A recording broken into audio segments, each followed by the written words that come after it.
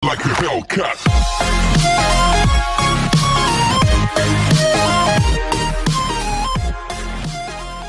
Delikado talaga sa isang tao na walang Diyos. Araw-araw sikapin po natin na huwag po tayong humiwalay sa Panginoon, guys.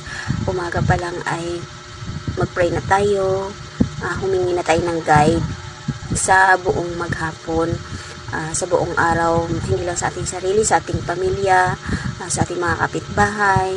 Kahit yung mga hindi natin kilala, guys, pwede natin yan ipag-pray. Kahit anong religion ka man, Katoliko o ibang mga religion, basta guys, as long as nandyan sa puso mo ang Panginoon, si Lord Jesus Christ nandyan sa buhay mo, wag ka po talagang hihiwalay, guys, sa Panginoon, guys. Palagi yung tatawagin ang Panginoon dahil napakadelikado talaga, guys, sa isang tao na walang Diyos.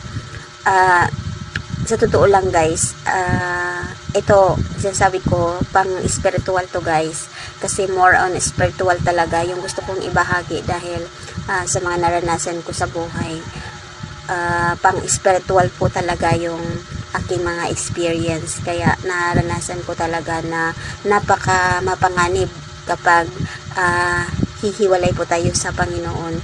Yun bang kahit feeling mo sobra mong makasalanan, kasi lahat naman tayo makasalanan tayo, kahit feeling mo parang wala ka ng pag-asa, naku, guys, ang Panginoon ay punong-puno po ng awa.